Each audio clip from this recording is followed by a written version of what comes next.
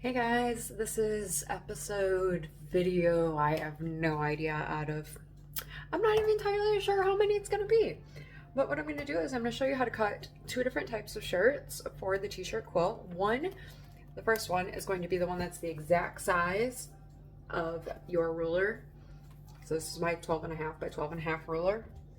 I use that one, and then I use a 15 by 15 ruler, but my shirts are 15 by 12.5. So I'm going to use this ruler in conjunction with this ruler to show you how I cut the other shirts that are too big or awkward sizes. But first, we're going to start with the 12-inch one. So let's bring it down here to be able to see my board.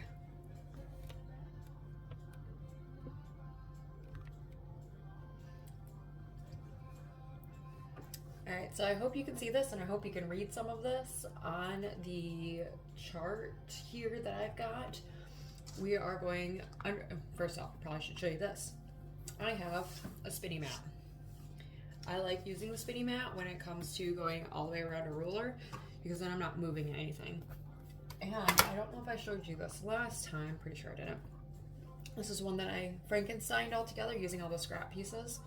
And you'll notice it stretches a little bit this way, doesn't stretch at all this way anymore, and it's not going to stretch a ton on the bias.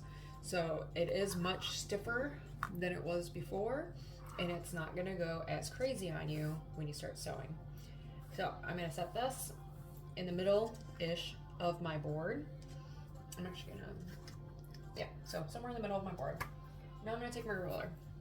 This is a 12.5-inch ruler, which means the middle point is not 6 inches, it's 6 1/4, which in my case is right where that 30 is. I can see it. So I need to line it up vertically at 6 1/4, or 6 1/4, good Lord. And this pattern happens to be pretty symmetrical. So I'm gonna go with, I'm pretty sure the top point of this heart is 6 1/4, or is the middle point. So I'm gonna put that as the middle point, which brings the bottom of the hearts also straight. And then I'm going to measure left and right, double check. So let's start with the letters. That's always the easiest. The writing should be centered on the shirt. So it's 1, 2, and 1, 2, 3 eighths. And you got the beginning of the letter.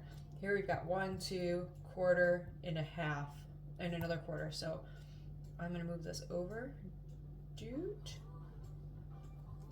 now we've got 1, 2, and let's do 1, 2 1/4 over here, and then we got 1, 2, and 1/4 plus a little bit more. No, so I was right to go this way a little bit.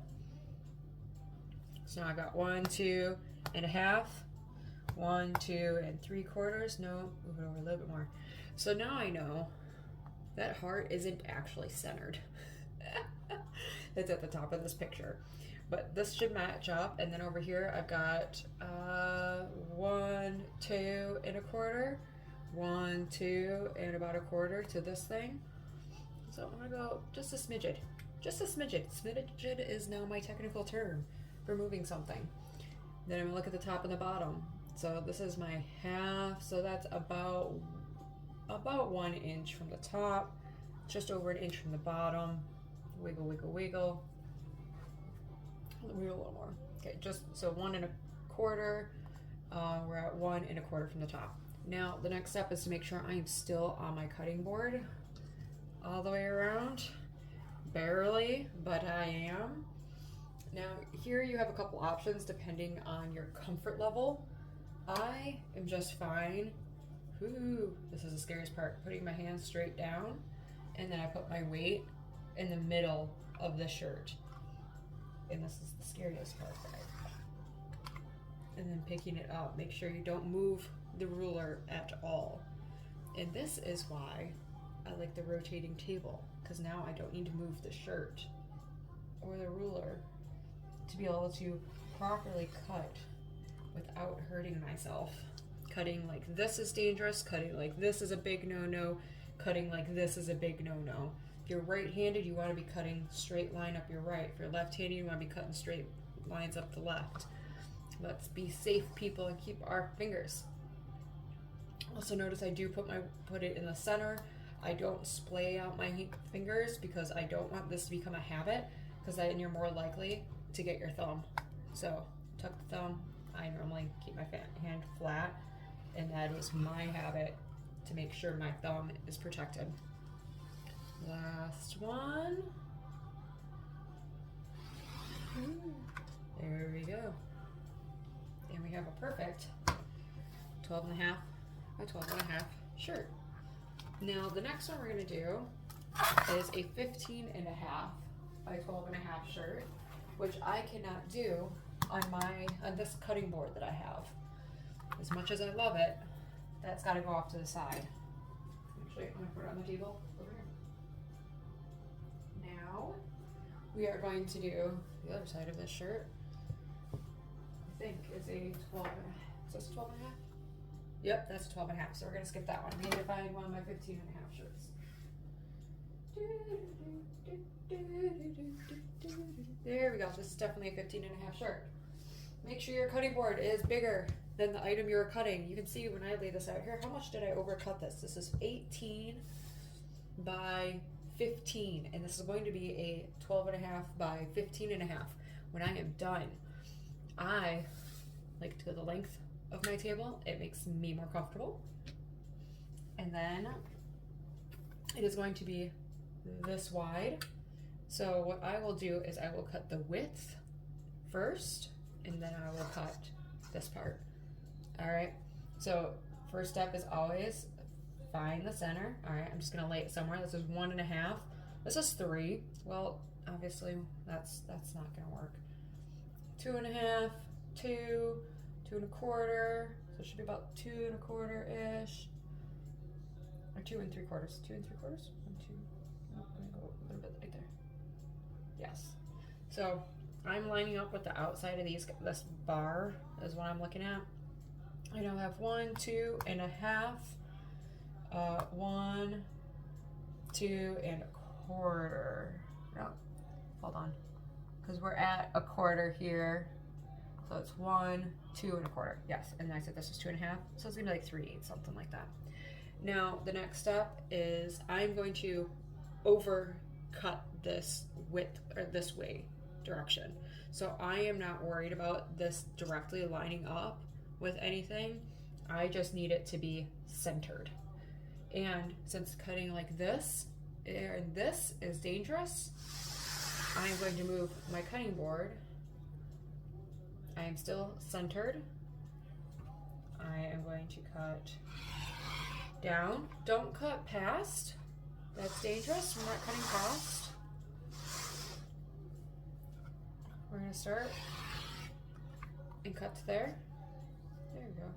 Now it should be an easy matter of just moving it down and making sure it's still centered and still lined up. Yep. Okay. There we go. Now turn my whole cutting board around. When I teach this in classrooms, it tends to be easier for some people to walk around the table if their space is not big enough for this. Again, whatever makes you comfortable, just try not to move the shirt once you've got it figured out, because that's probably the most annoying thing, is recentering everything. So I got the width cut. Now I'm gonna worry about the length. I have a 15-inch ruler that's upside down. There we go, 15-inch ruler. And I'm going to center it top and bottom. Now, I like this ruler. I don't love this ruler because I feel like there should be more lines on it. It makes sense if you're just using this for t-shirts and your t-shirt is going to be a 15 by 15, but that's not always my case. So I've kind of got to, and I will not put it right on the edge. I use one of the lines on one of the sides to line up to make sure it's centered or straight. Now I've got, this is the 1/4 inch, maybe another 1/4 inch, so 1/2 inch, 1/4 inch, 1/4 inch. I'm actually gonna move this, I think, this way a smidgen. All right, everything else looks good. Writing is pretty much lined up. Everything's set. All right, cut properly. And spin whole board. Make sure everything's still lined up before you do your second cut, because sometimes when you spin, things move. This ruler is actually pretty sticky, so it's hard for it to move, unlike some of my other rulers. It's just kind of how it is. So there we go. Now I've got my 15 by 12 shirt. I am now going to go do this for all of the other shirts in my pile. Bam. And then we're going to discuss needles and thread and how we are going to piece this quilt together. So until the next video.